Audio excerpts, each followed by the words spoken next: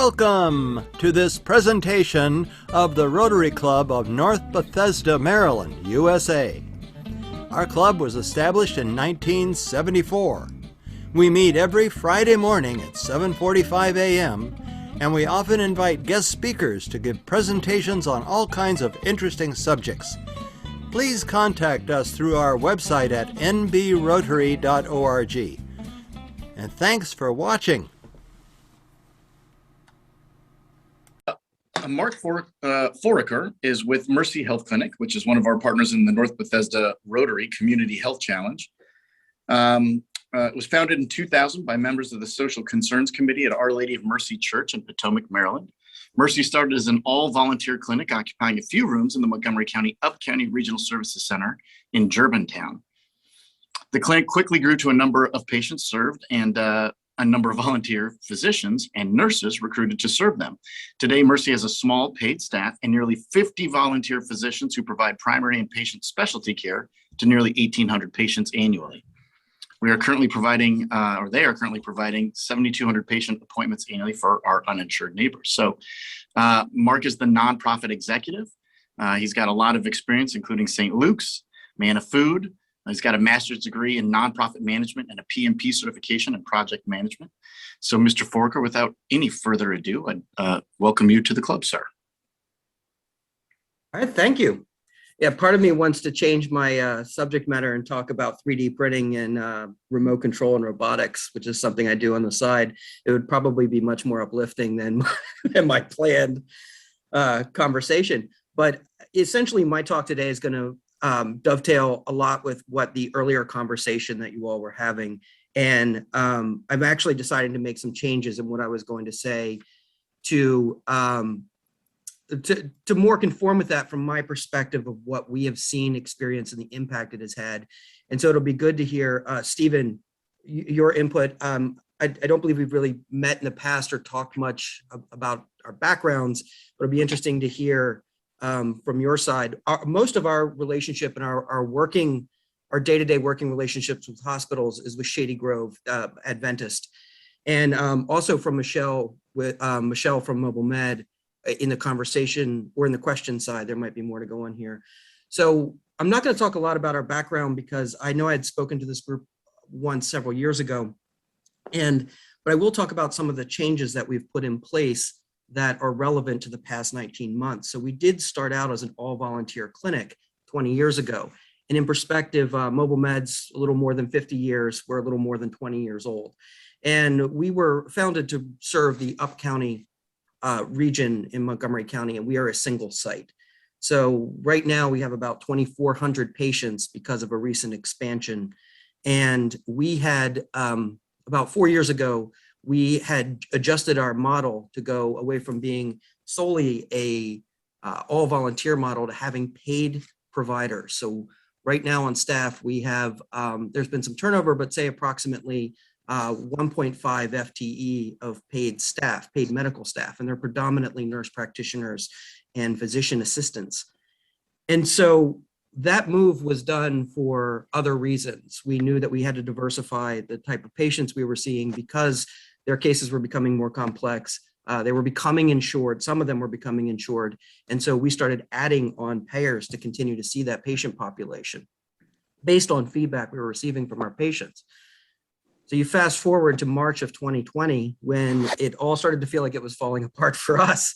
And I think that was similar for a lot of community organizations, is that it happened very rapidly in March, the changes. And if we didn't have paid staff, if we hadn't made that pivot to our model, that pivot in our operating model, we honestly may have been sunk, because we went from, I think at the time we had 47 doctors on our roster, and almost overnight, all of them had self-furloughed. They didn't feel comfortable practicing. A lot of them were retired, that this was their retirement job or retirement activity. They had many of them practiced 40 plus years. They were in what would be considered that vulnerable category. And this was before we really understood anything about this virus, or their vaccines weren't in sight. And at that time, we were all just struggling with protective equipment. So most of them did not feel comfortable practicing. And we went essentially from that 47 doctors down to about 11. And that had a pretty significant hit on what we were doing. And Mercy, one of the things that distinguished Mercy among the safety net clinics is that we consistently offered at least a dozen subspecialty clinics, and many do, but many offer a lot of subspecialties, but that really accounted for almost half of our encounters each year was doing specialty. Whether we have pulmonary specialists, we do dermatology, vision screening, we have a wide range of those services. And that was our biggest immediate impact, was that we lost all of those volunteers. And we did see an immediate uptick in primary care, and it really shifted how we were serving. So my focus in those first few months, really, it felt like trying to tamp down what felt like a mutiny among staff, because there was so much fear and uncertainty. And I remember having a conversation with Dan Cochran. He was a former board member of mine, and he's the president of Shady Grove Hospital. And I was asking him for assistance in referrals, because they do all of our labs pro bono and a portion of our radiology. And at the end of the conversation, I had asked him, is there anything we can do for you? And I remember his statement of being, continue to stay open and do what you do. And I think those words stuck with me, because as we were seeing the changes and the impact to our patient population, it became apparent that our ongoing mission, say the day-to-day without dealing with a health emergency, was putting a heavy emphasis on reducing hospitalizations and rehospitalizations, unnecessary hospitalizations. And that's a significant issue with our patient population. So one of the first impacts we had seen is that we had done a good job of hiring patients from the communities that we serve. Most of our patients speak Spanish as a primary language. They have very low literacy in any language, in Spanish included. And one of the issues we were seeing among this patient population is that the virus was spreading rapidly, and there was no place for them to quarantine. So in many cases, we were seeing a lot of cases very rapidly coming in, and we couldn't get testing for those patients.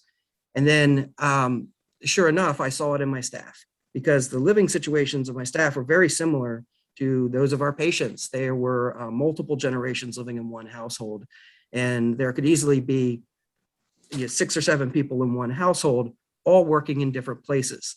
Our patient population, 82% speaks Spanish as a primary language. Nearly everyone reports that they hold at least one job. And so the issue is, when you have 2 people out working, and largely some of the biggest industries would be house cleaning and similar work, and then doing random contracting. And they're in a truck or in a station wagon, usually, with multiple people traveling from site to site. And when we saw one person get sick, they were really facing that challenge of gambling, in the sense that, well, maybe I just have a cold, I can't not work. And when you're looking at programs and things like eviction moratoriums and all that, that's irrelevant for undocumented people. They really have a different reality, in the sense of there's no such thing as paid time off. They don't access programs. They don't get stimulus checks. They don't, if they don't have a lease, there's no protection for you.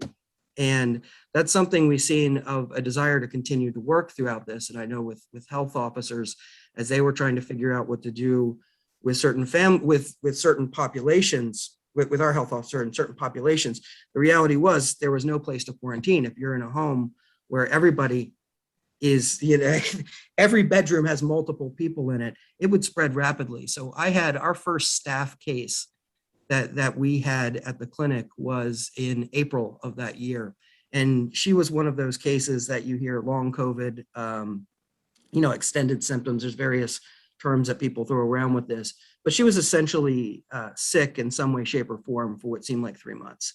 And she was out, unable to work for a month and a half. And that was the worst case we had seen from a staff member, but it really shook everyone, because it started out with her husband, who had done contracting work, had picked it up from the people he was working with, and then it quickly spread throughout her whole family. And I saw that was I could just use that one case as an example that happened to every single one of my staff members that got sick. And it also seemed to come in a division of really racial and ethnic lines in that is that all of my staff who were infected, which was all of my frontline staff, all of my bilingual direct service staff, did deal with the virus at one point, at least once. And every single one of them was a community contraction, something that they had picked up from a family member. So that put a tremendous strain on our ability to continue to provide the work that we found essential. And it was very emotionally trying in those first few, I would say really, if I'm looking at it, what I thought was the hardest part was March through May. But really, it went through stages. And I feel like what we're dealing with right now is very similar to what would have been June, July, August of 2020. And what we were experiencing from a case standpoint is a lot of patients that had symptoms that were consistent with this virus. But as I mentioned, there wasn't a lot of testing. And so the hospitals, what we normally in a average year, we're getting about 40, just under 50 referrals from Shady Grove of people who have been a visit to the emergency department or have been hospitalized, and they're referred to us for care because they're uninsured and it's more appropriate for them to receive care in the community. During the pandemic, we tracked 225 referrals that way.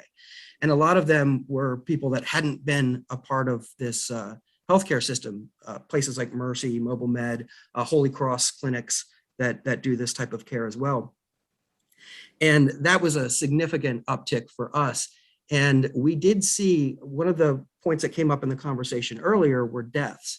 And so in hospitals and how they track them. And we did have 5 deaths, which is unusually high for our clinic. And I think for an average practice in the community, 2 of those deaths were reported back to us. They did die in the hospital.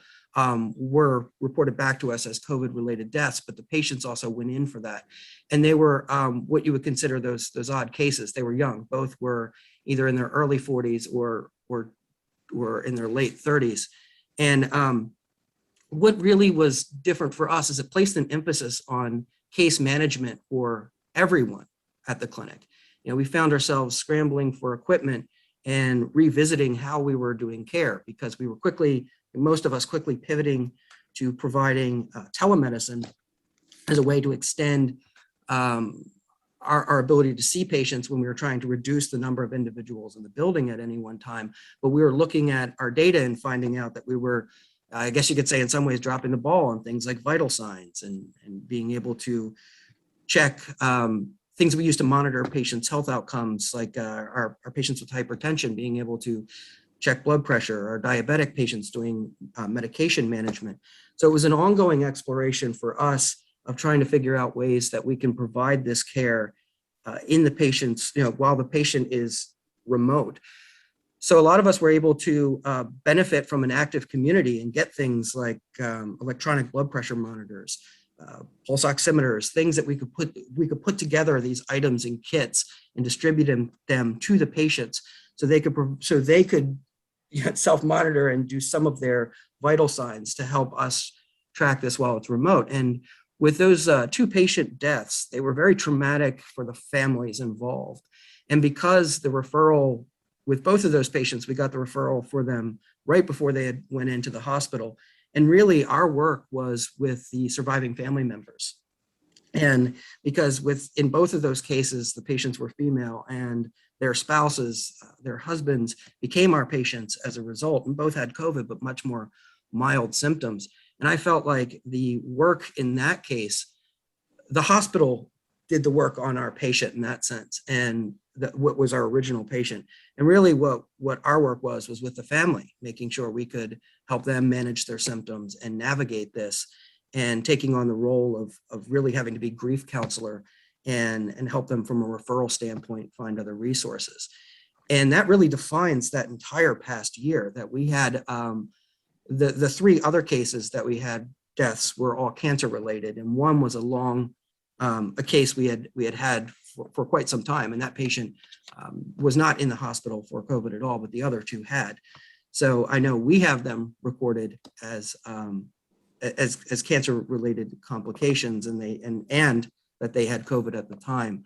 But honestly, I don't know, how the hospital tracked that or what was on the death certificate. But I can say that cases like that are extraordinarily complicated when you have a patient that's suffering from complications such as lung cancer, and then they can track the virus. It's hard to say at what point how you attribute that death. But I can say that the cases that we have seen in that case, in that fit that mold, are very much complex in the sense that they're clearly very ill, and either symptom or either side that is causing these complications could be life-threatening. And so with my few minutes left, I'm going to pivot off of that, because that really has defined who we are. We had to make this decision early on, knowing that we were essential, hearing that from the hospital centers, and knowing that we have to do everything we can to mitigate the impact that specifically was unique to our patient population, and try to mitigate the impact on the rest of the community, and specifically the hospital, so they could focus on what they're doing.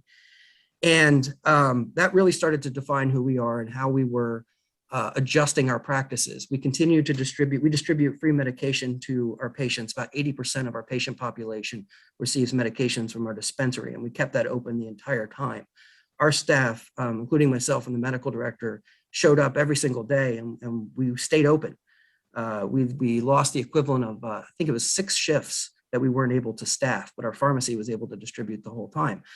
So we really took that part to heart, in making sure that we could keep ourselves functioning as much as possible to be that resource, even if it's just providing consultation and information to our patients to help them better navigate what was going on. And so during that, you could say with any of our organizations, Mercy, Mobile Med included, any of our partners, Caseman Clinic, you could say success would be just keeping our head above water and surviving as an organization through all this.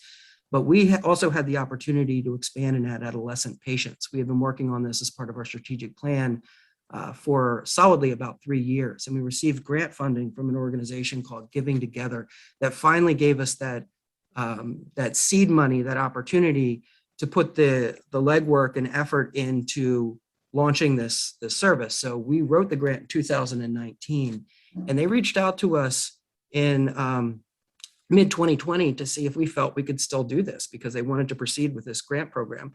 So it took us from September until September of 2020 to May 2021 to get our processes, procedures, and in authorizations in place to be able to see an adolescent patient population, so between the ages of 13 and 17. And with that, we became eligible to receive vaccines from the state of Maryland. And I think that, for me, was the most complicated and time-consuming, was being authorized as a partner in that program. And so in June, we signed the agreement and began seeing these adolescent patients at 4 health centers, school-based health centers in Up County. So in the Gaithersburg area, it's Watkins Mill High School, Gaithersburg High School, Gaithersburg Middle School, and Forest Oak Middle School students. So I'd say the only regret is I wish we could have gotten this sooner, because when the school-based health centers are closed, we can see those patients. And so we were able to pilot this during the summer. So if there are disruptions or schools decide that they shut down, we do now have a resource for these students to go to and come to the clinic. And that's something we put a significant effort on. And that vaccine program, not only does it extend our ability to offer HPV vaccines for this patient population, we are now eligible to provide the COVID vaccines for them as well. And that is something, I know Mobile Med, being a federally qualified health center, was able to do that prior. And so it's great when you see other clinics in the community having that similar capacity. So whether it's a booster or it's looking at other populations that haven't been vaccinated yet, that we can vaccinate them, that's something that we now have that capacity to do. So I'd say at the end of this, we're proud that we were able to get through it and continue to serve our patient population and demonstrate that through that significant increase in hospitalizations and being able to appropriately manage those patients in the community. I think now coming out and being able to achieve a significant strategic goal of being able to see adolescent patients was a great bonus. And I think I feel really good about our work being able to, in spite of having significant challenges to our ability to even open with the impact it's had on our staff, to actually have such a significant program expansion for us. So I took myself all over the place in my in my talks. I think now's a good time to see if that continues the conversation we were having earlier. So do you have questions for me? Did the physicians come back, the volunteer physicians come back? Not really. We are putting a huge emphasis right now on recruitment. And what we've seen, and I guess that wasn't a completely accurate answer to you. I've seen a fair number come back, but we've also had some others leave. So right now we're at 14. We have 20 on our roster. 6 of those are still not active, and most of the others have retired. We had prior to this, about 2/3 of our doctors were retired physicians, and the other third were FDA employees that did predominantly administrative work. Right now, we're probably about 80% of those FDA employees and fewer retired. But we have in credentialing right now, I think 9. We have nine physicians or mid-levels that are in the credentialing process, and that takes about 3 months to get them fully through that credentialing process to see patients. Mark, this is Bob Sonawane. Thank you for coming back. I remember about 4 years back, you came and gave a presentation to us. My question has to do with a bigger picture issue here. There are several organizations like yours, Mobile Med and some others, working in this county and around different counties. Are you guys have a strategic plan that you get together with other organizations and leveraging the resources that you have, limited resources, both the volunteer doctors and so on, including the money resources? And do you meet on a regular basis with the county or with the state health departments to saying, we need to develop an overall plan for the entire state or entire county, or all these different organizations working on their own and have a kind of a strategic plan how to reduce this problem, Yeah, so we're very well coordinated among all of the organizations. I think that this could honestly be a very good hour-long talk on its own, because I think some of that is looking from a strategic plan standpoint of the county of where we want to head with healthcare services. And it might be that in the future, you look at organizations merging that have identical goals, very similar missions and similar setup. Organizations like Mercy, Mobile Med, Caseman Clinic, Proyecto Salud. Now, I think speaking just how does it work on a day-to-day basis, there's something called the Health Clinic Leadership Council, which all 10 executive directors or the CEOs of these organizations, we meet on a regular basis. We met a little less regularly during all of this, but we did keep in frequent touch. Mercy, Mobile Med, and Holy Cross are the 3 providers in the Gaithersburg network. So we actually, we just met yesterday, and Michelle hosted that meeting. And so we coordinate on the efforts and the priorities specifically with Gaithersburg, and we speak and do cross referrals. I know I certainly we refer patients among each other all the time if it's better suited that they see that patient, whether it's for a linguistic or a cultural reason as well. From the other coordination standpoint, from funds, I know we all try to respect each other from a fundraising and resource standpoint, but we also, the Primary Care Coalition, when I gave my talk several years ago, I put more of an emphasis on how we all work together in the sort of series of Venn diagrams where Montgomery County really sets the policy and they're the primary funder. And then you have the Primary Care Coalition, which in a way you could say is sort of the middleman between the county and the clinics who are on the ground operating and implementing these services. But they do much more than that. They're not just the organization that makes sure that we're doing everything from a compliance standpoint, that we're doing what we say to do and that we say we would do, and then checking and making sure our invoices are accurate and paying us on time. They help with resource leveraging. They help coordinate. They know we report to them what all of our strategic plans and our priorities are. And they often know how they can create these collaborations among us, because I might not know what's going on at the Muslim Community Center across the county, but there might be a project they're thinking about that I've also thought about that may help. I'll pick something off of the top of my head that we've talked about in the past of getting stress tests for patients that are seeing a cardiologist, that we're struggling to try to get them through this wait list. And I believe they started to add that access. So in some ways, it's just linking us on areas like that we can improve the total health population that we're serving. Prior to this, the number was about 55,000 uninsured patients in the community that met our criteria for services, and that's among 10 organizations serving them. So total, we were only serving about 27,000 of those 55,000 patients.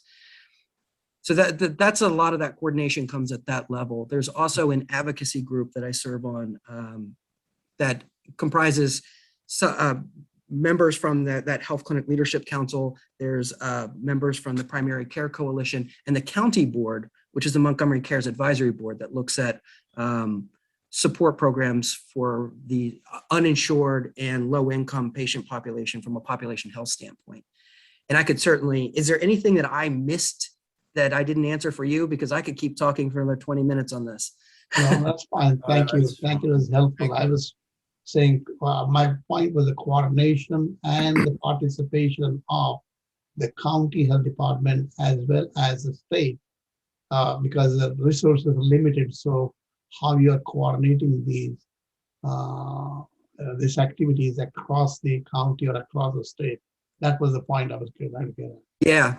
And it's more county coordination, because organizations like Mercy, Mobile Med, and Michelle, you can chime in. I'm pretty sure they're still all within Montgomery County borders. So there are some of us that operate solely in Montgomery County, and there are some that cross borders into DC and Prince George's. And we only have about a minute left, so we have time for one more question. Of course, we don't have to end the Zoom call at 8:30, but I want to officially end the meeting and we can continue our discussions. And I have time if you want me to stay. Thank you. I have a quick question in terms of how do you arrange hours so that you make it accessible for people? So we've had, when I've been at the clinic almost 6.5 years, and we've always had Tuesday and Thursday evening hours, and we've kept those in place. So when we became a patient-centered medical home in 2018, we did go through a review for that, and being open in the evenings those days met that criteria. So we haven't changed it right now. That really was a part of our strategic planning discussion too, is that adequate enough? So then it becomes a comparison: can we still be financially viable and open additional hours, on Saturdays or Fridays? So we do have administrative support time on Fridays. Today, actually, we closed it because I have 3 staff members out for COVID-related reasons.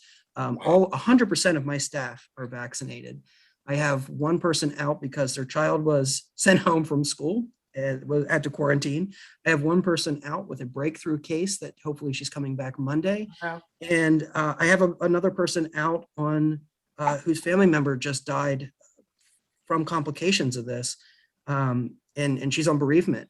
So it's one of those things that we try the accessibility by being open at least by 8 a.m. We do our lab services starting at 7 a.m. on Mondays and Wednesdays. So we do try to accommodate that, but it's also now, I'm struggling with making sure I can maintain enough people to have coverage with this too. Yeah. Thank you. Okay, I'm going to officially end the meeting there and just say, Mark, thank you so much for coming to speak with us. Thank you for your insight to what's actually happening, in our community. We really appreciate it. As always, Rotarians, I'll just end by saying, go forth, try to make a difference in the world. represent our club, represent this organization well, we can do some good. So thanks for coming, and we'll see you in person next week. It'll be the first of the month on next week, which is a Friday, October 1st. And of course, the meeting can continue, but I'll just say thanks everybody for being here. Thank you. Thank you. Be well, everyone. Thank you. Thank you. Yes, peace. Thank Bye-bye. Thank you, Mark. I'll keep this going for a while. Okay. And I know there's some more questions. I wanted to ask one question, Mark. I have two daughters who are nurses, and very proud of them. I noticed that there are a lot of bottlenecks in nursing education, but it's a slow, inefficient training process. But at any rate, what I wanted to, I believe there's probably a nursing shortage now, and that is going to be difficult to deal with. And one of the questions that people want to know is, how effective is the PPE equipment for the staff when they're in these COVID environments? Are the staff protected adequately with the equipment that we have now that they can trust to go to work? I can only answer part of that because we have a volunteer who worked, he's a pulmonary specialist, I referenced him, and he was in the hospitals and they had to intubate patients and working really right in with the sickest of the patients. And I don't know on a hospital level consistently. I know he had access to this equipment, and it seemed like they do. I know Suburban has also been generous to us by giving us overruns when they have it. But I don't know when they're in that type of environment what the vulnerabilities would be.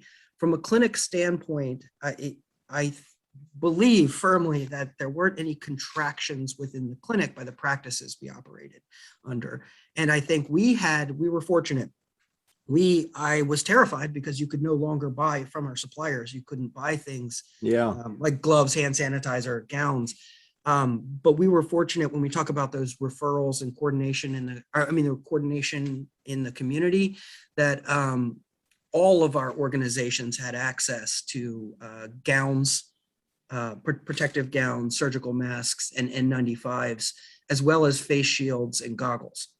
And I think the one thing I did struggle with towards the end was getting a little scared about being able to find gloves.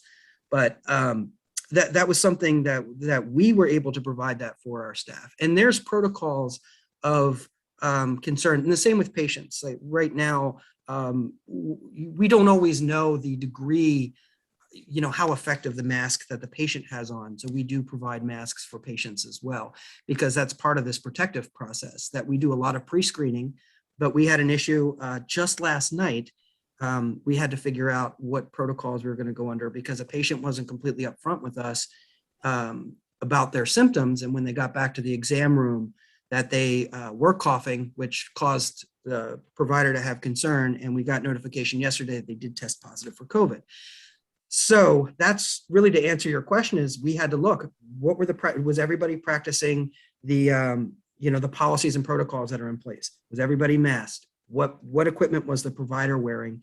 Was the patient wearing a mask? And that patient was double masked because we weren't sure about the mask they had. How long were they in the room? So we go through all of these procedures in a decision tree to see if there were any vulnerabilities, and then we make the decision of how to handle that. So right now, nobody has to quarantine. The doctor who was seeing that patient happened to be an infectious disease specialist, and he's comfortable with monitoring his own symptoms and deciding later. And so we're just having one person go and get tested. So I think in most organizations operating like ours, we have adequate supply and our staff are trained to know how to use them. Our staff are also, all the frontline staff are assigned a face shield and have a N95 mask that's actually appropriately fitted to their face. And so since we have so many different types, we don't just have a 3M medium, 3M large, which used to be the more common. We have them from half a dozen different providers that have all been verified to be actual accurately performing N95s. And so they've all been tested. So somebody might have assigned all the duck bills that fit their face better. And so that's we did put quite a significant emphasis early on to making sure our staff have it, but I can't guarantee that that's the same. Here's an example of Oh, with the we did some, in April 2020. I went to Rockville Science Center with a team. We were doing some 3D printing of face masks and so forth, and we provided some of those for the hospitals then. So you mentioned 3D printing earlier. I got involved in that. Yeah, we used some. There were some tighteners that we were Yes. looking at with 3D printing, and that's something I like as a hobby. But with the tighteners, what was good about that is you can take some masks and significantly improve their effectiveness by having them fit tight. Yeah, the nurses love those things. I gave my daughter a big bundle of them over at Shady Grove. Ah, yeah. Yeah. Yeah. Any other questions? I have a question, Victoria. Mark, thank you. It's a wonderful presentation. It's probably not just a question, an opinion, you know. I know doctors supposed to help anyone, you know, anyone, even enemy and everybody. That's what medicine doing. But, you know, in this pandemic situation, you said people not documented come, and someone else, it's violation. You know, when people refuse to show their documents, you know, I was in Europe and I saw millions of, you know, immigrants who said not documented, but everybody has a phone, you know, it's lie. People use this system. Second one, I'm in a, you know, construction business too. It's a rule, you know, not more than 4 people. You said that somebody has, you know, husband who work in a construction site. 4 people, and when they work, it's very little, you know, option to be infected because they work outside and something. It's another violation. So I feel a little uncomfortable. People use this system, you know, wonderful system in US. And I know it's not your area, but how to do it, you know? People supposed to be, you know, respect legality to be here. I don't know. And I think you understood it's not a question, but something, you know, unbalanced. I'm so sorry. Maybe I shouldn't ask for that. No, that's perfectly okay. I think how we look at, I've spent, when I first got into this field, I was, you know, I wasn't sure what I wanted. I went to school in Delaware and I wasn't sure what I wanted to do professionally, but I knew I wanted to do, there wasn't really a field like you see in this greater DC area, a robust nonprofit social safety net.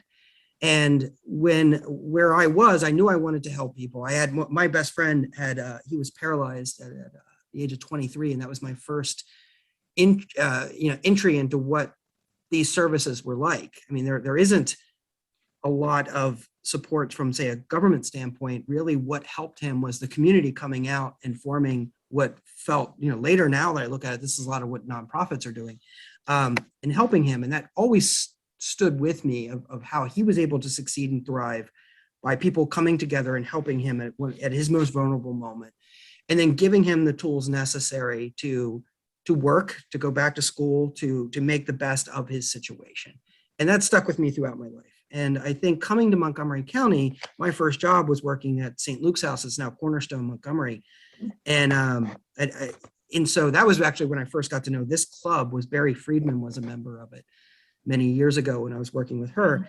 And I think that came that we sort of, when I look at our work in this community, our subsection is dealing with you know, the fact that we know we have a large population in the community that they're part of the population health, that we do know a lot of our patients have, say, documentation in the sense of a driver's license or an ID, but we do know that there's some that likely are not here legally, but we just provide this service. So there are people that come to us because they don't have the option for healthcare. But if we don't serve them, it becomes a greater issue for population health in Montgomery County, because largely our patients, when I say they're working, they're all working. They're they're the people that are doing roofing work, that they're working in, and some of them, even though they likely shouldn't be able to work at places like a grocery store, because I know with us, we check the social security numbers of all of our patients, but a lot of the people that we're serving also were there in these businesses that were staying open during the pandemic, like food service and grocery stores, gas stations, and then also, again, doing that work in people's homes, plumbing, you name it. It seems like that comes through. One of the biggest employers we have among our patients is McDonald's and Giant Food. And so I think from that, when we look at documentation status, we just do it from a standpoint of being able to figure out the best resource for the patient. So it helps us know if we can get this patient Medicaid, or if we can get this patient insured. We put a significant emphasis in trying to do so. So for the undocumented patients, we do everything we can to provide them health care. So similar to the example I gave with my friends, we build that foundation so that they can, be the most self-sufficient and independent in their lives that they can. And in many cases, sometimes it is getting citizenship, or that it's complicated cases where we have one patient who might not be documented, but the rest of their family is. So we try to just provide that non-judgmental healthcare side of it to improve the health for our entire community. And it is complicated, because honestly, if there was a solution broader, whether it's from government programs or private health insurance, there wouldn't be a need for organizations like Mercy and Mobile Med. But unfortunately, there's always opportunity for us to grow, because it hasn't been solved elsewhere. And like I mentioned, there's, I think that the poverty number is almost 80,000 is what it was in Montgomery County. And that has nothing to do with uninsured. That's just the number of people that don't meet a certain income for self-sufficiency. And so, ideally, we'd love for everybody to find ways that they can be independent without resources like ours. But that is, I think, really the long answer is that's where we fit in, in that part where, because if it isn't having places where we can help a person manage diabetes in the community, and then they end up in the hospital first. And we do see those cases where we get a patient after a month of hospitalization, and that's bad for everybody.